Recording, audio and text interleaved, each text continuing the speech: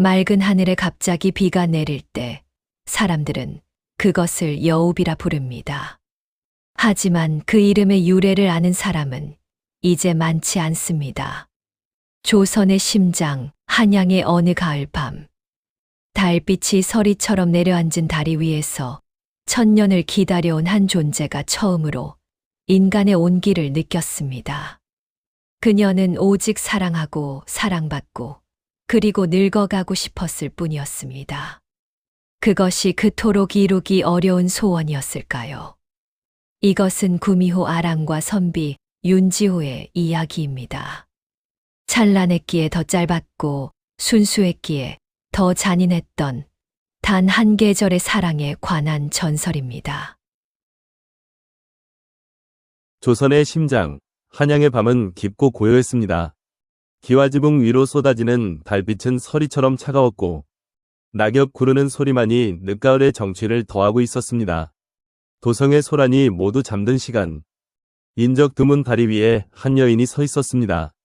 연분홍빛 치마에 옥색 저고리를 입은 여인의 자태는 어둠 속에서도 선명하게 빛났습니다. 그녀의 이름은 아랑, 인간의 세상에 매료되어 천년의 시간을 기다려온 존재였습니다. 뽀얀 피부와 칠흑 같은 머리카락, 붉은 입술은 살아있는 그림과도 같았으나 그 깊이를 알 수 없는 눈동자에는 인간 세상에 대한 동경과 함께 아련한 슬픔이 깃들어 있었습니다. 그녀는 차가운 난간에 손을 얹고 흐르는 물 위로 비친 제 모습을 가만히 들여다보았습니다. 인간의 모습과 똑같았지만 어딘지 모르게 위태로운 경계선 위에 서 있는 듯한 기분이었습니다. 인간의 삶이란 이리도 찬란하고 또 이리도 것이구나. 웃고 울고 사랑하고 이별하는 그 모든 순간들이 부럽구나. 그녀의 목소리는 밤 공기 속에 스며들어 흩어졌습니다. 천년에 가까운 세월 동안 수많은 인간들이 삶을 지켜보았습니다. 그들의 희로애락은 그녀에게 풀리지 않는 수수께끼이자 사무치는 그리움의 대상이었습니다. 인간이 되어 그들처럼 뜨겁게 사랑하고 시리게 아파하는 온전한 삶을 살아보는 것. 그것이 아랑의 유일한 소원이었습니다.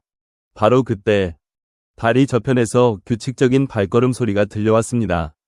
소박하지만 단정한 푸른빛 도포를 입은 젊은 선비가 책을 옆에 낀 채 다리 위로 올라서고 있었습니다. 그는 윤지호, 낙향한 가문이 자제로 곧 있을 과시를 준비하며 밤늦도록 글 공부에 매진하는 청년이었습니다.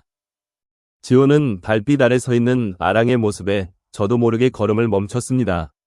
이 세상 사람이 아닌 듯한 신비로운 아름다움에 잠시 넋을 잃었습니다.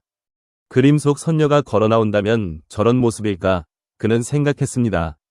아랑 역시 자신을 바라보는 지호의 시선을 느끼고 천천히 고개를 돌렸습니다. 두 사람의 시선이 허공에서 마주쳤습니다. 지호의 눈에는 순수한 감탄과 호기심이, 아랑의 눈에는 낯선 이에 대한 경계심과 함께 미묘한 떨림이 스쳐 지나갔습니다. 이리 늦은 시각에 어인일로 홀로 계시오, 낭자. 지호는 저도 모르게 말을 걸고는 이내 자신의 무례함을 깨닫고 헛기침을 했습니다. 양갓집 교수가 이 시간에 홀로 있을 리 만무했기 때문입니다. 그의 목소리는 조금 떨리고 있었지만 그 안에 담긴 진심 어린 걱정은 아랑의 마음에 작은 파문을 일으켰습니다. 그저 달빛이 좋아 잠시 거닐고 있었을 뿐입니다. 나리께서는 어인일로 이 밤중에 발걸음을 하시는지요? 아랑의 목소리는 옥구슬이 굴러가는 듯 맑고 청아했습니다. 지호는 그 목소리에 다시 한번 마음을 빼앗겼습니다. 그는 어색하게 웃으며 옆에 낀 책을 들어보였습니다. 보시다시피 미련한 글쟁이라 밤낮을 가리지 못하고 책과 씨름하고 있는 중입니다. 낭자의 고요한 시간을 방해한 것 같아 송구하오. 아닙니다. 오히려 적적하던 차에 나리 덕분에 말벗이 생겨 좋은걸요. 아랑은 옅은 미소를 지었습니다. 그 미소에 주변의 밤 공기마저 따스해지는 듯했습니다. 두 사람 사이에는 잠시 편안한 침묵이 흘렀습니다. 흐르는 물소리와 바람에 실려오는 낙엽 소리만이 그들의 정적을 채웠습니다. 지호는 용기를 내어 한 걸음 더 다가섰습니다. 실례가 아니라면 낭자의 함자를 여쭈어도 되겠소. 아랑은 잠시 망설였습니다. 인간 세상에서 쓰기 위해 스스로 지은 이름이었지만 누군가에게 알려주는 것은 처음이었습니다. 하지만 자신을 바라보는 지호의 곧고 맑은 눈빛에 그녀는 자신도 모르게 마음의 빗장을 조금 열었습니다. 아랑이라 합니다. 아랑, 참으로 고운 이름이요. 나는 윤지호라 하오. 그렇게 두 사람의 인연은 시작되었습니다. 천년을 기다려온 구미호와 가난하지만 올곧은 선비의 만남. 그것은 훗날 한양을 눈물로 적실 비극의 서막이었지만 그 순간만큼은 세상에서 가장 아름다운 한 폭의 그림과도 같았습니다. 지호는 아랑을 집까지 바래다 주겠다고 청했고 아랑은 거절하지 않았습니다. 나란히 걷는 두 사람의 그림자가 달빛 아래 길게 늘어졌습니다. 그 밤 아랑은 처음으로 인간의 온기를 느꼈고 지호는 운명 같은 사랑의 예감에 가슴이 뛰었습니다. 하지만 그들의 발걸음 뒤로 어두운 골목의 그림자 속에서 또 다른 한 쌍의 눈이 그들을 지켜보고 있다는 사실을 두 사람은 알지 못했습니다. 그것이 바로 이 모든 이야기의 또 다른 시작점이 될 것이라는 사실도 말입니다. 그날 밤의 만남 이후 아랑과 지호는 약속이라도 한 듯 매일 밤 같은 장소에서 만났습니다. 처음의 어색함은 금세 사라지고 두 사람은 서로에게 깊이 빠져들었습니다. 지호는 아랑의 신비로운 분위기와 세상의 때가 묻지 않은 순수함에 매료되었고 아랑은 지호의 따뜻한 마음과 올곧은 성품에서 그토록 동경하던 인간의 가장 아름다운 모습을 발견했습니다. 그들의 미래 장소는 인적이 드문 대나무 숲 속의 작은 정자로 옮겨졌습니다. 낮에는 햇살이, 밤에는 달빛이 채를 친 듯 쏟아지는 그곳은 두 사람만의 비밀스러운 공간이 되었습니다. 아랑, 그대는 어찌 그리 아는 것이 많소. 내가 읽은 어떤 시구보다 그대의 이야기가 더 흥미롭고 어떤 현인의 가르침보다 그대의 말이 더 지혜롭게 느껴지요. 지호는 정자 기둥에 기댄 채 감탄 어린 눈으로 아랑을 바라보며 말했습니다. 아랑은 수줍게 미소 지으며 차를 따랐습니다. 그녀가 들려주는 옛 이야기들은 사실 그녀가 직접 겪어보아온 수백 년의 세월 그 자체였습니다. 그저 오래된 책 읽기를 좋아할 뿐입니다. 지호님의 글에 비하면 보잘것없지요. 아니요. 내 글은 먹물 냄새만 가득한 죽은 지식이지만 그대의 말에는 살아있는 숨결이 느껴지요. 마치 이 세상의 모든 비밀을 알고 있는 사람처럼. 지호의 말에 아랑의 심장이 덜컥 내려앉았습니다. 그녀는 애써 표정을 감추며 찻잔으로 시선을 돌렸습니다. 그들의 사랑이 깊어질수록 아랑의 비밀은 더욱 무거운 족쇄가 되어 그녀를 옥죄어왔습니다. 그녀는 지호에게 모든 것을 털어놓고 싶었지만 자신의 정체를 알게 되면 그가 자신을 괴물이라 여기고 떠나갈까 두려웠습니다. 어느 날 지호는 정성껏 만든 비단 주머니를 아랑에게 선물했습니다.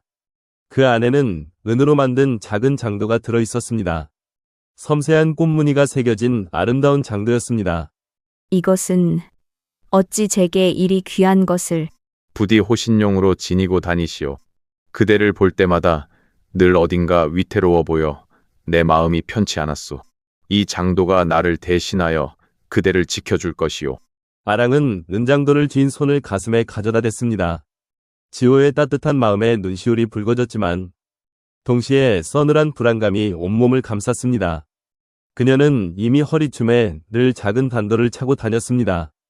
그것은 인간이 되기 위한 마지막 의식에 필요한 구미호 일족에게 대대로 내려오는 신물이었습니다. 지호가 선물한 수는 장도는 그녀의 본질과 상극인 물건이었습니다. 하지만 그의 진심을 외면할 수 없어 아랑은 애써 미소 지으며 고맙다는 인사를 건넸습니다. 이 작은 은장도가 훗날 자신들의 운명을 가를 날카로운 칼날이 될 줄은 꿈에도 상상하지 못한 채였습니다. 한편 한양의 유력한 판서댁 교수인 박월매는 지호의 변화를 예의주시하고 있었습니다. 월매는 어릴 적부터 지호를 마음에 품고 가세가 기운 그의 집안을 일으켜 세워 혼인하는 것을 목표로 삼아온 야심 있는 여인이었습니다. 그녀는 지호가 밤마다 어디론가 사라지는 것을 알아채고 사람을 붙여 그의 뒤를 밟게 했습니다. 어느 어두운 밤, 월매는 몸종을 대동하고 대나무 숲 근처에 숨어 아랑과 지호의 다정한 모습을 직접 목격했습니다. 달빛 아래 서로를 바라보는 두 사람의 눈빛에서 월매는 자신이 결코 끼어들 수 없는 깊은 사랑의 감정을 읽었습니다. 질투와 분노로 월매의 얼굴이 차갑게 굳었습니다. 저 계집은 대체 어디서 굴러 들어온 것인데 감히 내 것을 넘보는 것이냐. 근본도 모를 천한 것. 월매의 눈빛이 독사처럼 번뜩였습니다. 그녀는 아랑의 존재를 자신의 계획의 가장 큰 장애물로 여기고 그 뿌리를 캐내어 뽑아버리기로 결심했습니다. 그녀는 저작거리의 왈패들을 시켜 아랑의 뒷조사를 시작했습니다. 하지만 아랑은 낮에는 두문불출하고 밤에만 나타났기에 그녀에 대해 알아낼 수 있는 것은 아무것도 없었습니다. 그녀의 신비로움은 월매의 의심을 더욱 증폭시켰습니다. 며칠 뒤 월매는 지호를 찾아가 넌지시 아랑에 대해 물었습니다. 지호 도련님, 요새 얼굴이 참 좋아 보이십니다. 혹 마음에 품은 여인이라도 생기신 겁니까? 월매 아씨, 그게 무슨 말이오? 나는 그저 글 공부에 매진할 뿐이오. 어머, 제 눈을 속일 수는 없으십니다. 헌데 그 여인은 어느 대 교수인지요? 도련님의 배필이라면 응당명망 있는 가문이 여식이어야 할 텐데. 제가 아는 한양의 교수들 중에는 그런 이가 없는 듯하여. 혹여 근본 없는 이에게 마음을 주어 도련님의 앞길에 누가 될까 염려되어 드리는 말씀입니다. 월매의 말은 부드러웠지만 그 안에는 날카로운 가시가 숨어 있었습니다. 지호는 아랑의 출신에 대해 아는 바가 없다는 사실을 새삼 깨닫고 말문이 막혔습니다.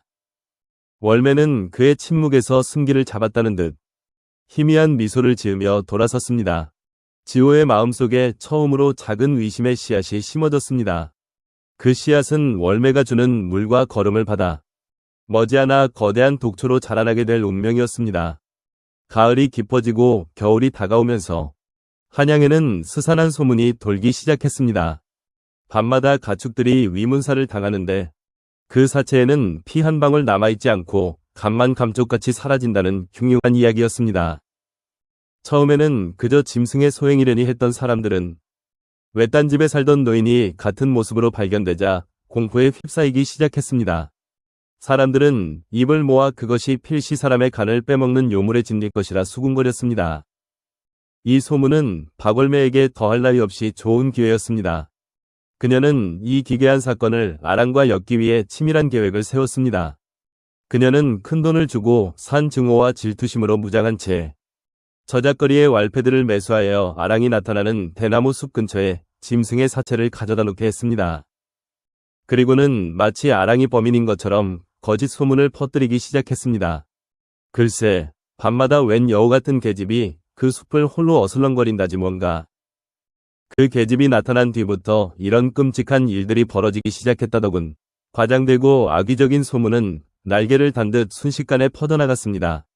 아랑의 신비로운 아름다움은 이제 사람을 홀리는 요사스러운 미모로 둔갑했고 그녀의 비밀스러운 행적은 요물이라는 증거로 변질되었습니다. 지호 역시 이 흉흉한 소문을 전해 들었습니다. 처음에는 터무니없는 헛소리라며 일축했지만 소문이 묘사하는 여인의 인상착의가 아랑과 너무나도 흡사하다는 사실에 마음이 불편해졌습니다. 월매가 심어놓은 의심의 씨앗이 흉흉한 소문이라는 자양분을 만나 조금씩 싹을 틔우기 시작한 것입니다. 그는 아랑을 사랑했지만 그의 이성은 계속해서 위험 신호를 보냈습니다. 그날 밤 지호는 약속 장소인 정자로 향하는 발걸음이 무겁기만 했습니다. 그는 아랑을 만나면 소문에 대해 물어보리라 다짐했습니다. 정자에 먼저 도착한 아랑은 평소와 달리 불안한 기색이 역력했습니다. 그녀 역시 자신을 둘러싼 악의적인 소문들을 어렴풋이 느끼고 있었습니다. 인간 세상에 대한 오랜 동경은 이제 차가운 공포로 변해가고 있었습니다. 아랑, 무슨 안 좋은 일이라도 있는 것이오? 안색이 좋지 않구려. 아닙니다. 그저 날이 추워져서 그런가 봅니다. 아랑은 애써 미소 지었지만 그 미소는 금방이라도 부서질 것처럼 위태로워 보였습니다. 지호는 잠시 망설이다가 조심스럽게 입을 열었습니다. 아랑, 요즘 도성에 떠도는 흉흉한 소문에 대해 들어본 적 있소. 아랑의 어깨가 미세하게 떨리는 것을 지호는 놓치지 않았습니다. 그녀의 얼굴에서 핏기가 가시는 것이 보였습니다. 무슨 소문말 말씀이신지요? 밤마다 요물이 나타나 사람과 짐승을 해한다는 그런 소문 말이오. 사람들이 말하는 그 요물의 모습이 그대와 닮았다는 말도 들었소. 물론 나는 믿지 않소. 허나 그대의 출신을 내가 아는 바가 없어 답답한 마음에 그대는 대체 어디서 온 사람이요? 왜 밤에만 나를 만나는 것이며 그대의 가족은 어디에 있소? 지호의 목소리는 다급했고 그 안에는 사랑하는 연인에 대한 걱정과 함께 어쩔 수 없는 의심이 뒤섞여 있었습니다. 그의 질문들은 날카로운 비수가 되어 아랑의 심장에 박혔습니다. 아랑은 아무 대답도 할 수 없었습니다. 진실을 말하는 순간 이 모든 행복이 신기루처럼 사라져버릴 것을 알았기 때문입니다. 그녀의 침묵은 지호의 불안을 더욱 증폭시켰습니다. 왜 대답을 하지 못하는 것이오? 아랑, 제발 무엇이든 좋으니 말을 해주시오. 내가 믿을 수 있도록 이 모든 것이 헛소문이라 말해주시오. 지호님, 저는 그저 지호님을 연모하는 아랑일 뿐입니다. 그 이상도, 그 이하도 아닙니다. 저를 믿어주세요. 아랑은 흐르는 눈물을 감추기 위해 고개를 숙였습니다. 그녀의 애원은 진심이었지만 비밀을 감추고 있는 그녀의 모습은 지호에게 더 큰 위험만을 남겼습니다. 그 순간 근처를 지나가던 술락꾼들의 목소리가 들려왔습니다. 술락꾼의 외침이 들려왔다. 이 밤중에 웬 놈들이냐. 거기 꼼짝 마라. 두 사람은 화들짝 놀랐습니다. 지호는 다급히 아랑의 손을 잡고 숲 더 깊은 곳으로 몸을 숨겼습니다. 어둠 속에서 서로의 거친 숨소리만이 들려왔습니다. 술락꾼들이 멀어지자 지호는 아랑을 바라보았습니다. 달빛에 비친 그녀의 얼굴은 공포와 슬픔으로 얼룩져 있었습니다. 지호는 그녀를 안아주고 싶었지만 그의 마음속에 피어난 의심의 가시가 두 사람 사이를 가로막고 있었습니다. 그날 밤 두 사람은 아무 말 없이 헤어졌습니다. 그들의 비밀스러운 정원 위로 차갑고 불길한 그림자가 길게 드리워지기 시작했습니다. 변화의 조짐은 이미 걷잡을 수 없는 파국을 향해 움직이고 있었습니다. 아랑과 지호 사이에 보이지 않는 균열이 생긴 것을 가장 먼저 알아차린 것은 박월매였습니다. 그녀는 지호의 얼굴에 드리워진 고뇌의 그림자를 보며 만족스러운 미소를 지었습니다. 그녀가 퍼뜨린 소문이 정확히 의도한 대로 효과를 발휘하고 있었던 것입니다. 하지만 월매는 여기서 멈추지 않았습니다. 그녀는 아랑의 정체를 완전히 밝혀내어 지호의 눈앞에서 그녀를 파멸시키기로 마음먹었습니다. 그녀는 용하다는 무당을 찾아가 거액의 돈을 쥐어주며 아랑에 대해 물었습니다.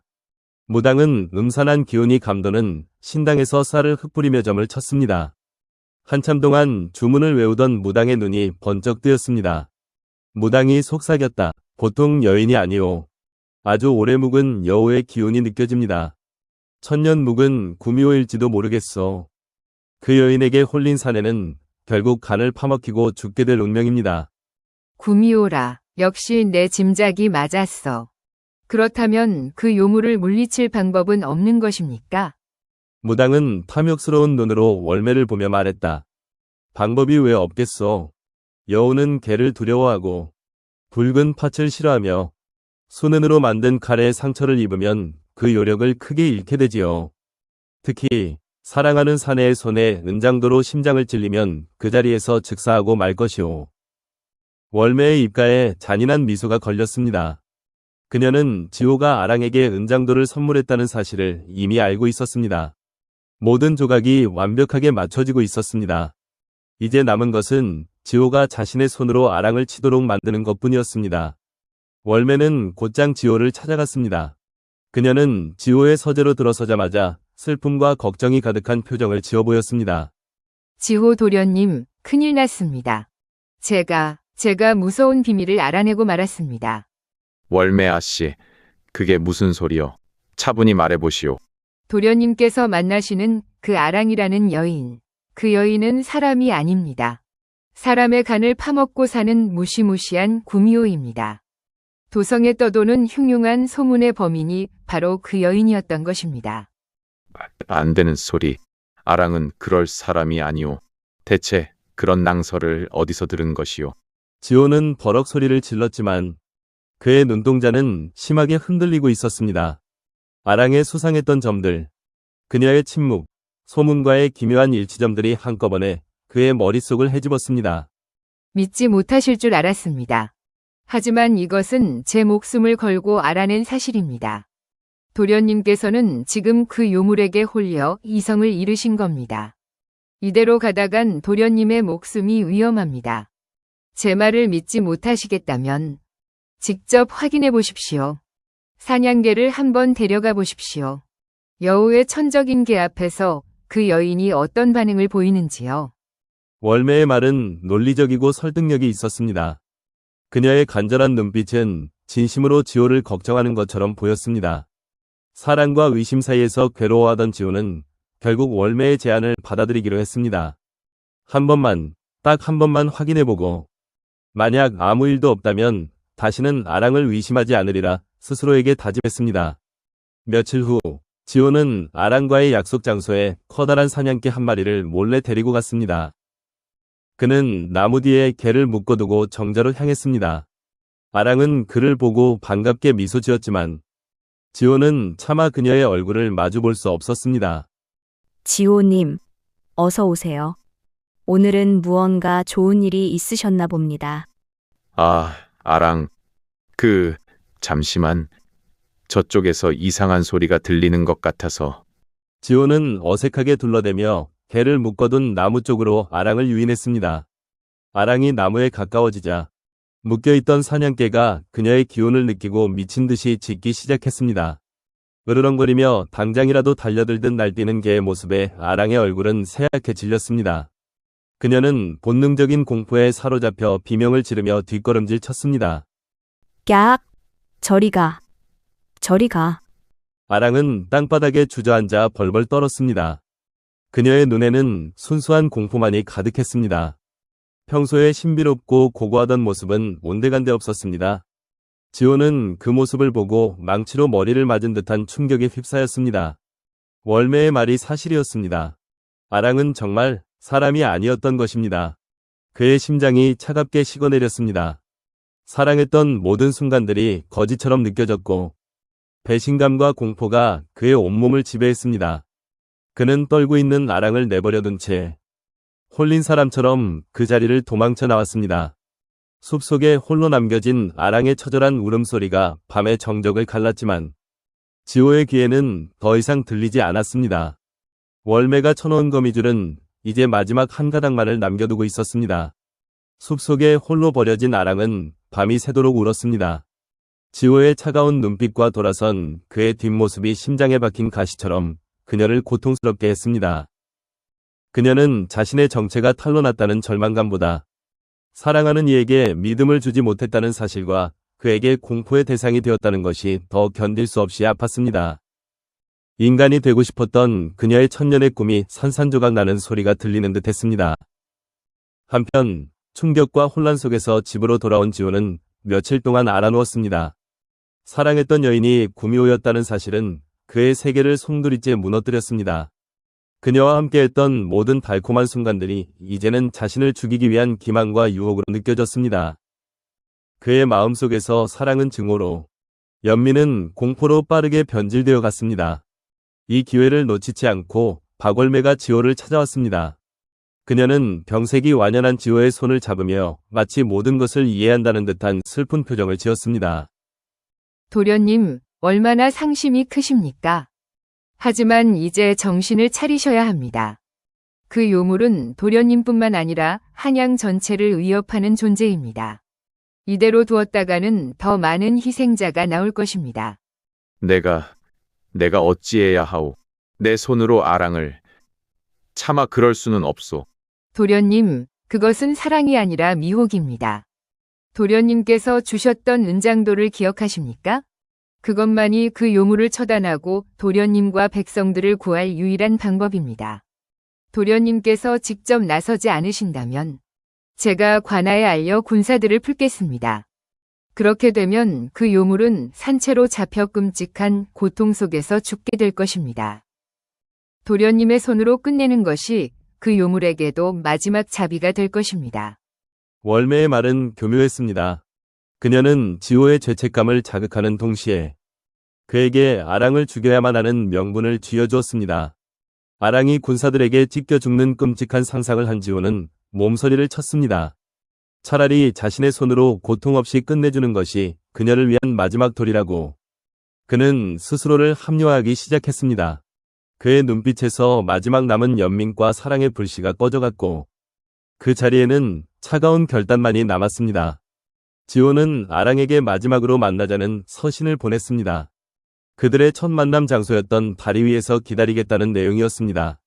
아랑은 서신을 받고 마지막 희망을 품었습니다. 지호가 자신을 용서하고 이야기를 들어주기 위해 부르는 것이라 믿고 싶었습니다. 그녀는 인간이 될 수 있는 1000번째 밤이 바로 내일이라는 사실을, 그에게 모든 것을 고백하고 용서를 구하고 싶었습니다. 약속한 시간, 아랑은 가장 아끼던 연분홍 치마를 입고 다리 위로 나갔습니다. 멀리서 다가오는 지호의 모습에 그녀의 심장이 가쁘게 뛰었습니다. 하지만 가까이 다가온 그의 얼굴에는 어떤 감정도 실려있지 않았습니다. 얼음장처럼 차갑고 단단하게 굳어 있었습니다. 그의 손은 돋보 자락 아래 무언가를 굳게 쥐고 있었습니다. 지호님, 와주셨군요. 저는 지호님께서 제 이야기를 들어주실 거라 믿었습니다. 미안하오. 지호는 나지막이 말하며 아랑에게 다가갔습니다. 아랑은 그의 말이 용서를 구하는 것이라 생각하고 그의 품에 안기려 했습니다. 바로 그 순간이었습니다. 지호는 돋보 자락에서 은장도를 꺼내 들었습니다. 아랑이 선물이라 믿고 늘 소중히 간직했던 바로 그 은장도였습니다. 지호님, 그대를 위한 나의 마지막 자비요. 지호는 눈을 질끈 감고 아랑의 가슴을 향해 은장도를 내리꽂았습니다. 그러나 칼날이 아랑의 몸에 닿기 직전 아랑은 몸을 날려 그의 손을 막았습니다. 그녀의 힘은 인간의 그것이 아니었습니다. 은장도가 바닥에 떨어지며 쨍하는 소리를 냈습니다. 아랑은 지호의 손목을 붙잡은 채 피를 토할 듯한 절망적인 눈으로 그를 바라보았습니다. 어째서 제 이야기는 들어보지도 않으시고 제가 그토록 사랑했던 당신의 손으로 저를 죽이려 하십니까? 그녀의 절규에 지호는 아무 말도 할 수 없었습니다. 그는 그저 공포와 죄책감에 사로잡혀 떨고만 있었습니다. 아랑의 눈에서 뜨거운 눈물이 뺨을 타고 흘러내렸습니다. 천년의 기다림과 순수했던 사랑이 한순간에 배신이라는 칼날에 난도질당했습니다. 그녀의 등 뒤로 억눌렀던 요기가 터져나오며 9개의 새하얀 꼬리가 환영처럼 피어올랐다가 사라졌습니다. 그녀의 본 모습이 고통과 슬픔 속에서 드러나기 시작했습니다. 그들의 운명은 이제 돌이킬 수 없는 비극의 절정으로 치닫고 있었습니다. 9개의 꼬리가 환영처럼 펼쳐졌다가 사라지는 광경에 윤지호는 숨을 멈췄습니다. 소문으로만 듣던 구미호의 모습이 눈앞에 현실로 나타나자 그는 극심한 공포에 사로잡혀 뒷걸음질 쳤습니다. 그의 눈에는 아랑의 슬픔이 아니라 오직 인간이 아닌 존재에 대한 원초적인 두려움만이 가득했습니다. 아랑은 그의 반응에 마지막 남은 희망마저 제가 되는 것을 느꼈습니다. 보셨습니까? 이것이 저의 진짜 모습입니다. 지호님께서 그토록 두려워하시던 요물, 바로 접니다. 하지만 저는 단 한 번도 사람을 해친 적이 없습니다. 도성에 떠도는 소문은 모두 거짓입니다. 거짓말. 그렇다면 그 수많은 증거들은 무엇이란 말이오? 개를 보고 두려워. 그대의 모습은 내 눈으로 직접 본 것을 어찌 믿지 않을 수 있겠소? 그것은 저희 종족의 오랜 천성이기 때문입니다. 인간에게 해를 끼치지 않으려는 본능적인 두려움일 뿐입니다. 저는 그저 인간이 되고 싶었습니다. 지호님과 함께 늙어가며 평범한 사랑을 하고 싶었을 뿐입니다. 아랑은 절박하게 외치며 자신의 허리춤에서 낡고 오래된 단도를 꺼내 보였습니다. 지호가 선물한 화려한 은장도와는 비교도 되지 않는 손때에 묻은 작은 단도였습니다. 보세요. 이 단도는 저희 어머니께서 물려주신 것입니다. 천년의 마지막 밤.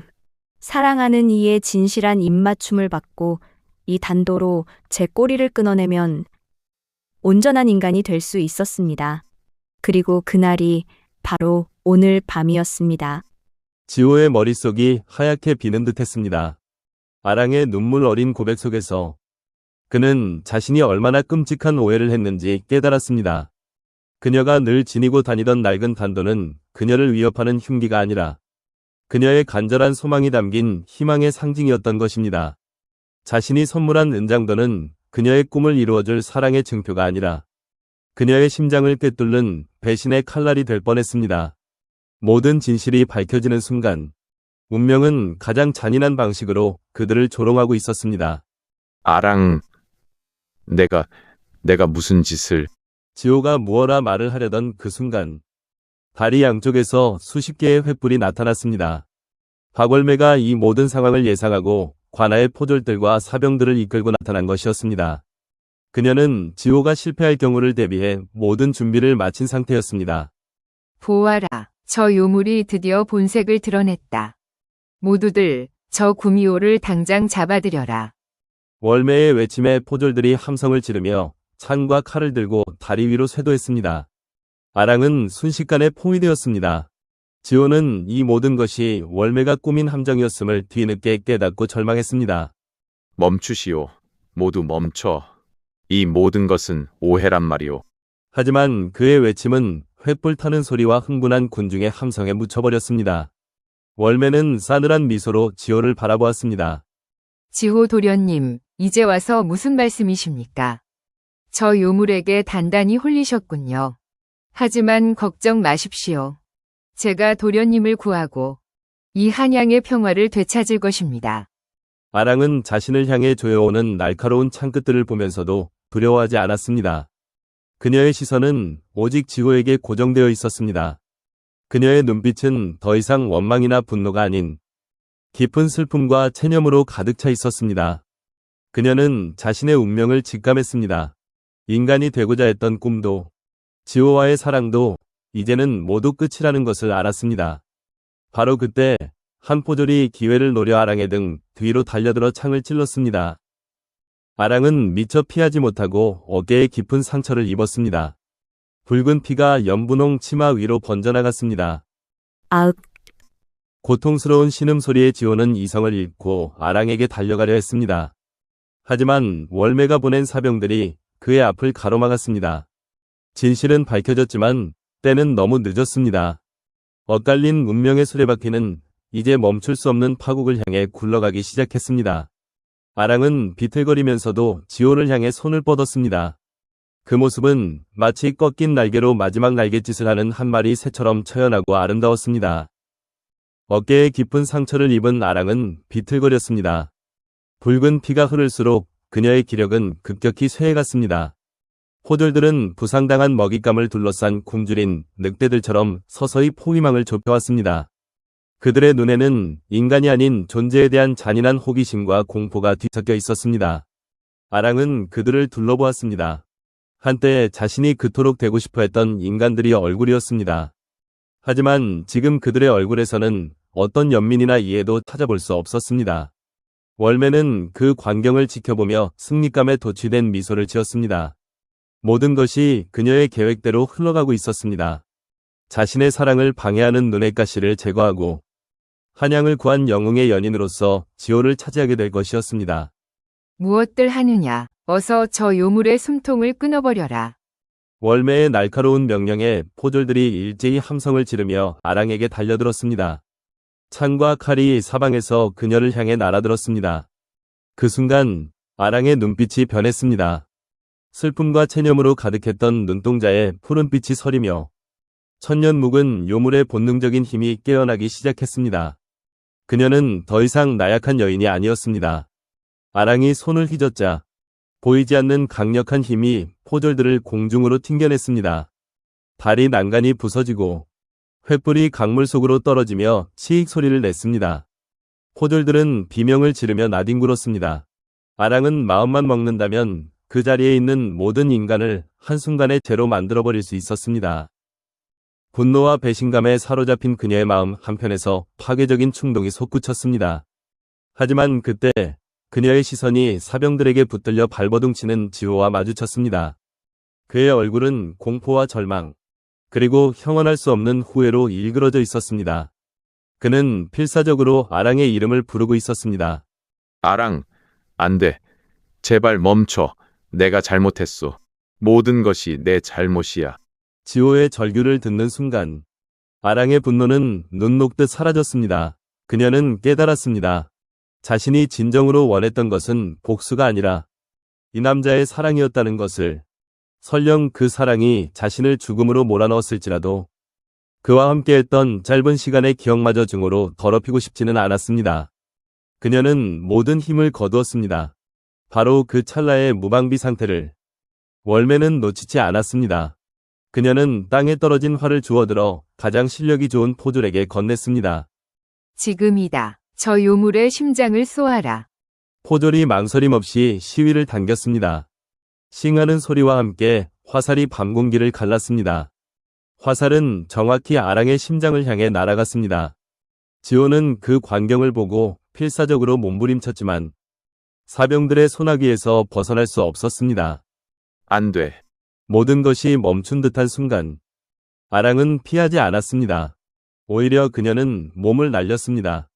화살을 향해서가 아니라 지호의 앞을 가로막기 위해서였습니다. 혼란 속에서 한 포졸이 지호를 요물의 편이라 오인하고 그를 향해 창을 겨누고 있었던 것입니다. 아랑은 자신의 몸으로 그 창을 막아섰습니다. 푹 하는 둔탁한 소리와 함께 날카로운 창끝이 아랑의 복부를 깊숙이 관통했습니다. 동시에 월매가 쏘게 한 화살이 그녀의 어깨에 박혔습니다. 치명적인 2개의 상처를 입은 아랑의 몸이 힘없이 무너져 내렸습니다. 지호는 겨우 사병들을 뿌리치고 달려가 쓰러지는 그녀의 몸을 끌어안았습니다. 지호, 님 다치지 않으셨습니까? 아랑, 왜 이런 짓을 한 것이오? 그래서 나가 같은 놈을. 이것이 저의 사랑입니다. 비록 인간이 되지는 못했지만 마지막 순간까지 당신을 지킬 수 있어 기쁩니다. 아랑의 입가에 희미한 미소가 번졌습니다. 그녀는 떨리는 손을 들어 지호의 뺨을 어루만졌습니다. 그녀의 손길이 닿는 순간 지호의 뺨 위로 차가운 것이 떨어졌습니다. 하늘이 울기 시작했습니다. 맑게 개어있던 밤하늘에서 갑자기 가느다란 비가 내리기 시작했습니다. 그것은 여우가 시집갈 때 내린다는 슬프고도 아름다운 여우비였습니다. 구미호의 마지막 눈물이 하늘에 닿아 비가 되어 내리고 있었습니다. 다리 위는 순식간에 인간들이 절규와 여우비 소리로 가득 찼습니다. 클라이맥스는 피와 눈물, 그리고 비극적인 사랑의 희생으로 막을 내리고 있었습니다. 여우비는 그칠 줄 모르고 내렸습니다. 쏟아지는 빗줄기는 아랑의 상처에서 흘러나오는 붉은 피와 지호의 뜨거운 눈물을 씻어내고 있었습니다. 지호는 차갑게 식어가는 아랑의 몸을 끌어안고 아이처럼 울부짖었습니다. 그의 울음소리는 후회와 절망, 그리고 영원히 되돌릴 수 없는 사랑에 대한 비통한 절규였습니다. 울지 마세요. 지온, 당신과 함께한 모든 순간이 제 천년의 삶 중 가장 행복한 시간이었습니다. 아랑은 마지막 힘을 다해 속삭였습니다. 그녀의 눈은 서서히 빛을 잃어가고 있었지만 그 마지막 순간까지도 오직 지호의 얼굴만을 담고 있었습니다. 그녀는 지호의 뺨을 어루만지던 손을 떨구었습니다. 그것이 그녀의 마지막이었습니다. 아랑이 숨을 거두는 순간 그녀의 몸에서 눈부시게 하얀 빛이 뿜어져 나왔습니다. 그 빛은 너무나도 찬란하고 성스러워서 그 자리에 있던 모든 사람들이 저도 모르게 눈을 가렸습니다. 빛이 사라진 후 지호의 품에는 아무것도 남아있지 않았습니다. 아랑의 몸은 마치 한여름 밤의 꿈처럼 흔적도 없이 사라지고 그녀가 입고 있던 연분홍 치마 자락만이 빗물에 젖은 채 남아있을 뿐이었습니다. 아랑. 지호는 텅 빈 품을 끌어안고 목 놓아 울었습니다. 그의 절규는 빗소리에 섞여 한양의 밤하늘로 퍼져나갔습니다. 이 모든 광경을 지켜보던 박월매는 잠시 멍한 표정을 지었습니다. 그녀는 승리했지만 마음속에는 예상치 못한 공허함과 함께 설명할 수 없는 서늘한 공포가 자리 잡았습니다. 아랑의 마지막 모습과 지호의 처절한 울음소리가 그녀의 뇌리에 깊이 각인되었습니다. 그날 이후 한양에는 많은 것이 변했습니다. 윤지호는 붓을 꺾고 세상과 등을 진 채 폐인처럼 살아갔습니다. 그는 평생 혼인하지 않고 비가 오는 날이면 그 다리 위에 하염없이 서서 사라진 연인을 그리워했습니다. 사람들은 그를 미친 선비라 손가락질했지만 그는 아랑에 대한 속죄와 그리움 속에서 자신의 남은 생을 바쳤습니다. 박월매는 원하는 대로 유력 가문과 혼인하여 부와 권세를 누렸습니다. 하지만 그녀는 결코 행복하지 않았습니다. 밤마다 꿈속에서 아랑이 나타나 슬픈 눈으로 그녀를 바라보았고, 빗소리만 들리면 아랑의 마지막 절규가 환청처럼 들려와 그녀를 괴롭혔습니다. 그녀는 평생을 죄책감과 악몽 속에서 살다가 쓸쓸히 생을 마감했습니다. 그리고 한양에는 새로운 전설이 생겨났습니다. 맑은 날 갑자기 비가 내리면 사람들은 그것을 여우비라 부르며 인간을 너무나도 사랑했던 한 구미호의 슬픈 눈물이라고 이야기했습니다. 아랑과 지호가 처음 만났던 그 다리는 여우다리라 불리게 되었고, 사랑하는 연인들은 그 다리를 함께 건너면 영원한 사랑을 이룰 수 있지만, 배신한 자는 다리 위에서 구미호의 원혼을 만나게 된다는 이야기가 전해졌습니다. 세월이 흘러 모든 것이 변하고 잊혔지만, 아랑의 슬픈 사랑 이야기는 한양 사람들의 입에서 입으로 전해지는 전설로 남았습니다. 그녀의 눈물로 얼룩진 한양의 하늘 아래 이루어질 수 없는 사랑의 대가가 얼마나 비극적인지를, 그리고 인간의 이기심과 두려움이 얼마나 순수한 희생을 낳을 수 있는지를 말해주고 있었습니다. 오늘처럼 맑은 하늘에서 문득 여우비가 내린다면 그것은 아마도 천년의 세월이 지나도 여전히 한 남자를 잊지 못하는 어느 구미호의 슬픈 눈물일 것입니다. 그녀의 사랑은 비극으로 끝났지만 그녀의 이야기는 영원히 한양의 빛 속에서 살아 숨쉬고 있었습니다.